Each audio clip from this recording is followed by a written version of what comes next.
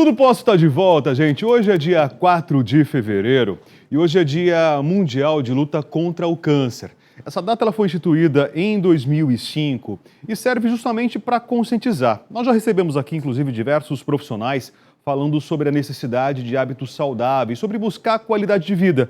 Alimentação, nada de ingestão de álcool, cigarro, praticar exercício físico. Então a data serve de alerta. Então para vocês que acompanham o nosso Tudo Posso, esse não é o assunto que nós vamos tratar agora, mas fica o alerta para todos vocês buscarmos hábitos saudáveis. E um puxão de orelha, mais uma vez, no público masculino, né? Dos meus amigos aí que acompanham o nosso programa. A mulher até tem a tendência de se cuidar mais, de fazer os exames periodicamente. O homem é meio relaxado, bastante preguiçoso em relação a isso. Então tá aí a dica, né? Hoje, dia 4 de fevereiro de 2016, Dia Mundial do Câncer. Oi, Maria. Além de um assunto super sério, que é o câncer, a gente falar, hoje é um dia também muito sério. Dia do amigo. Então, Maria Cândida. Isso é muito bacana. Eu vi que o Facebook, né, tá colocando aí justamente uma campanha, né? A galera tá pulverizando as fotos aí. É dia do amigo mesmo. Então, isso parabéns. É muito bacana, legal pra nós aí. Valeu os meus amigos que acompanham o nosso programa. E agora a gente vai falar sobre os adolescentes. Isso porque educar os filhos não é tarefa fácil não, hein? E mais do que batida, essa frase é absolutamente verdadeira. A experiência mostra que mesmo pai e filho que se amam fervorosamente não conseguem escapar das divergências e dos conflitos que pipocam, que surgem aí de vez em quando. Especialmente quando chega essa fase, essa idade, a adolescência. Mas não há razão para desespero. O conflito eventual ou pontual é mais do que compreensível e natural nesse caso. Afinal de contas, jovens e adultos veem as coisas de modo diferente, do alto da experiência de vida que cada um tem, né? E para dar dicas de como lidar com os adolescentes, com os pré-adolescentes, a gente está recebendo aqui a psicóloga Sandra Almeida. Sempre jovem, Sandra Almeida, né? Sandra, boa tarde. Querido, obrigado prazer, pela viu? presença, obrigado mesmo. Estar aqui né? com vocês. Eu já fui adolescente, aliás, né? Eu também. Eu cresci com aquela... Todo mundo, né, já passou por essa fase. Aborrecente. Você gosta disso ou não? Não gosto desse termo. Eu sei que a gente usa de uma maneira, né? Mas assim, eu não acredito que eles sejam aborrecentes. Eles estão vivendo um momento muito delicado da vida deles, onde muitas mudanças estão ocorrendo, físicas, emocionais, e às vezes, até por conta do nosso... a racionalidade, por a gente estar já na fase adulta, fica difícil a gente lembrar de como foi difícil a nossa adolescência. A gente se esquece disso. Então, assim, a gente se esquece que já foi adolescente, esquece que a gente precisa estar próximo deles e não, muitas vezes, a maneira como a gente trata os jovens, a gente acaba criando um distanciamento e é tudo que eles não precisam, né? Porque eles estão muito inseguros.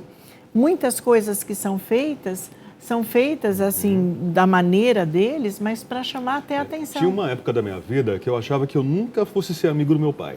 Então. A gente vivia em pé de guerra, né? Eu tinha lá meus 13, 14 anos e hoje eu entendo, muitas vezes, muitas das atitudes que ele tinha comigo, que ele tinha com os meus irmãos. A resposta veio ao longo do tempo, com o nosso amadurecimento. É verdade, é verdade. Uma outra questão muito difícil também para as famílias é o fato, assim... hoje, até com essa questão do pai e da mãe precisar trabalhar fora, muitas vezes essa cumplicidade que é importante que exista, esse elo não foi formado. Então, na adolescência, a gente tenta se aproximar deles, tá? E aí eles meio que boicotam um pouco a gente, porque principalmente o pai. Então, se você tem um bom convívio desde criança, na adolescência, esse relacionamento fica mais fácil. Agora, se você não viu seu filho crescer, como a maioria dos pais falam, né? Nem me dei conta que ele está do meu tamanho. Aí, para você tentar se aproximar, é uma coisa meio até inconsciente. O jovem fala, não, agora não. Né? Então, a dica que a gente pode deixar é que a gente faça isso desde criança. Né? Você tem que criar essa proximidade, criar essa proximidade, ter uma afinidade. Então, seu filho gosta de um jogo, de um game, tenta aprender. Né? Então, assim, eu não gosto nada do que ele faz. Aí vai ficar difícil você estabelecer uma comunicação. Se você não gosta absolutamente de nada do seu filho, né? Então, por exemplo, eu tenho vivenciado uma situação que me deixa até muito triste. No consultório, quando eu peço para que os pais venham para conversar, o primeiro atendimento tem que ser com os pais. Tem famílias que mandam a babá, mandam a empregada, sabe? Eu sei que muitas conhecem até mais a criança do que propriamente.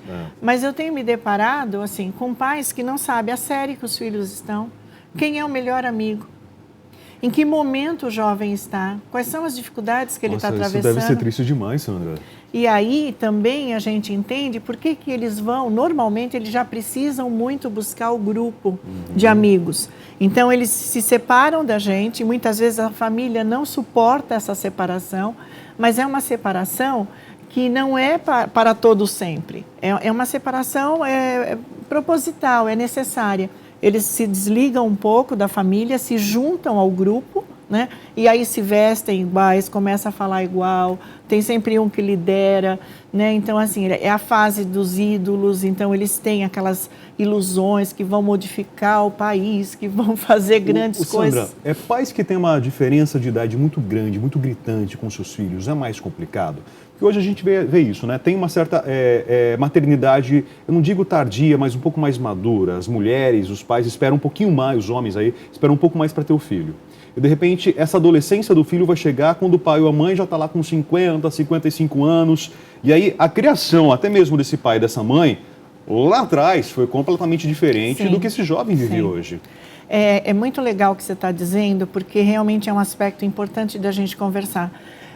A grande dificuldade é que, assim, nós não tivemos uma série de coisas e aí o nosso filho, o nosso, né, está ali e, assim, está requisitando coisas que a gente desconhece. A criança já nasce com o celular na mão, né? Num momento onde, às vezes, no caso, né, desse casal que teve os filhos mais tarde, às vezes a mulher está num momento onde ela está se dedicando para a família, correndo com alguém, o pai está lá correndo atrás do prejuízo, talvez não tenha sido mais produtivo financeiramente a vida dele, então ele está correndo atrás do prejuízo e os filhos ficam um pouco à deriva, né? Então, assim, tem a dificuldade por conta dessa coisa ocupacional, mas tem a dificuldade do fator idade. Então, quanto mais idade, agora, eu acredito que quando a gente quer, você tira qualquer dificuldade da frente.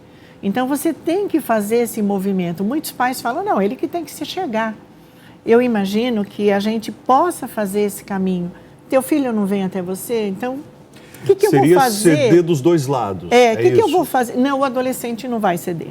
Não vai. Ele vai depois, com o tempo, ele vai entender o questionamento. Tá certo, você está falando, estou lembrando da minha história aqui. O rapaz teimoso. O jovem não vai ceder, não adianta, sabe, você ficar numa situação imperativa, assim, ele tem que vir, ele que tem que fazer, eu que sou pai, eu que mando aqui, não adianta, né? Então, se você começa a criticar por demais, se você pega pesado, se você proíbe tudo, se você é um general em casa, esse filho provavelmente vai se rebelar.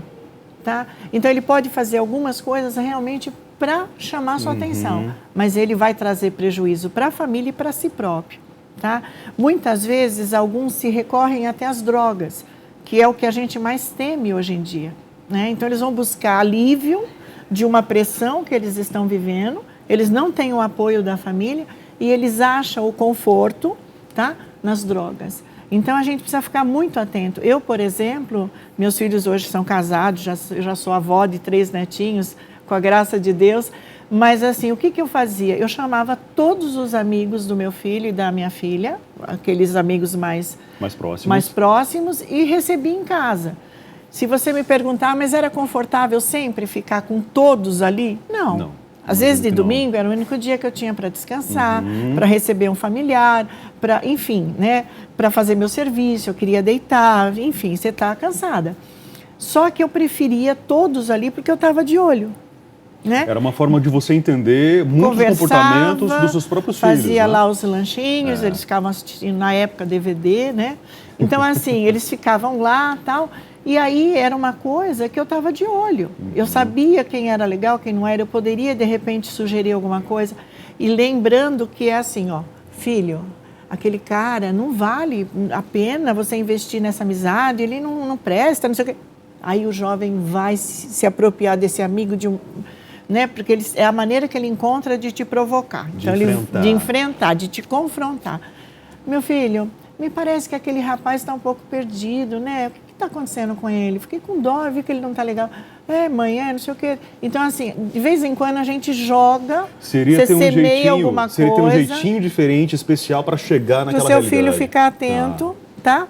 Que, de repente, aquele comportamento estranho que você está observando, né? Que isso aconteceu, de repente, com a gente. Então, meu filho ficou de olho e depois de um tempo eu vi que o rapaz não frequentava mais a nossa casa e o rapaz estava envolvido com droga. Ele falou, mãe, lembra aquela conversa? Eu fiquei de olho e eu vi. Então, eu achei melhor ficar na dele, me prontifiquei em ajudá-lo, mas ele não quer. Então, eu preferi me afastar. Então, eu sei que se eu tivesse proibido, então ele iria para a casa desse rapaz. Então, eu sempre recebi os jovens para realmente conhecê-los. Né? Tem todo uma dor de cabeça com isso, Ô, Sandra, mas é preferível. Adolescente filho único, você acha que tem um tratamento diferente, uma criação diferente? Existe a cobrança talvez seja maior ou proteção? Não acho que é a cobrança, eu acho que é a superproteção. E nesse sentido é muito desconfortável para esse jovem. Porque ele cresce normalmente assim, achando que é o reizinho, que pode tudo, que todos os lugares do tapete vermelho vai ser colocado. Então, é uma criança que vai se tornar um adolescente muito mimado, muito protegido, onde ele normalmente tem tudo, ele não precisa se esforçar para nada. Então, são pessoas que na vida adulta têm dificuldade de relacionamento, têm dificuldade no ambiente de trabalho, tem dificuldade para se relacionar, porque, na verdade, ele não quer uma parceira, ele quer uma substituta da mãe. Então, são pessoas que geralmente têm uma dificuldade. Lógico que depende muito como essa família educou, mas filho único tem uma tendência a ser super protegido. Eu não reclamo da educação que eu recebi dos meus pais, até hoje, né? Meu pai e minha mãe fazem tudo pelos filhos, agora tem os netos também. Mas eu, como filho mais velho, né, eu percebi que houve um processo diferente dos irmãos que vieram depois, né? O segundo irmão, nós temos uma diferença de 4 anos. Depois acaba diminuindo um pouquinho mais a diferença nessa escadinha. Mas eu não fui criado na rua, né? Eu não ia para a rua para brincar. Eu só fui para o meu primeiro baile, né, para sair à noite, aos 15 anos de idade, exatamente na noite que completei lá os 15 anos. E, de repente, eu percebi que os meus irmãos, já com 11 anos, com 12 anos, já começaram a sair de casa. Com a minha irmã, então, né, que é a mais nova, né, de todos nós aí, precocemente também, né? Isso por ser mulher, né?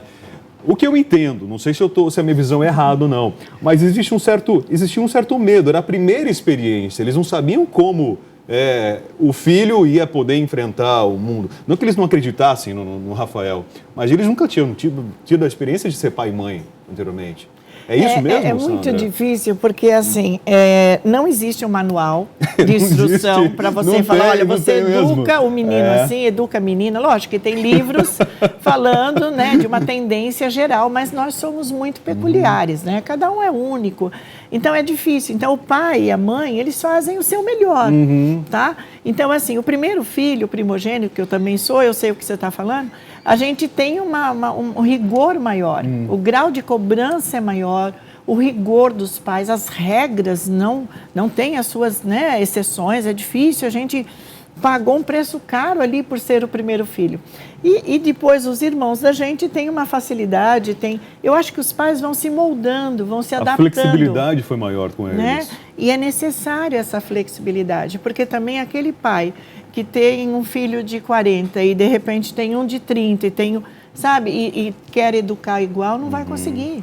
Então vai criar um conflito interno, né? Então feliz a família que sabe se adaptar a essa exigência, a esse novo adolescente, esse novo filho que está aí. Eu lembro que nós já falamos sobre isso, né? Que criança não é tudo igual, filho não é tudo igual. Logo o adolescente, né? Mesmo que seja filho do mesmo pai, da mesma mãe, não vai ser tudo igual. Sim, sim.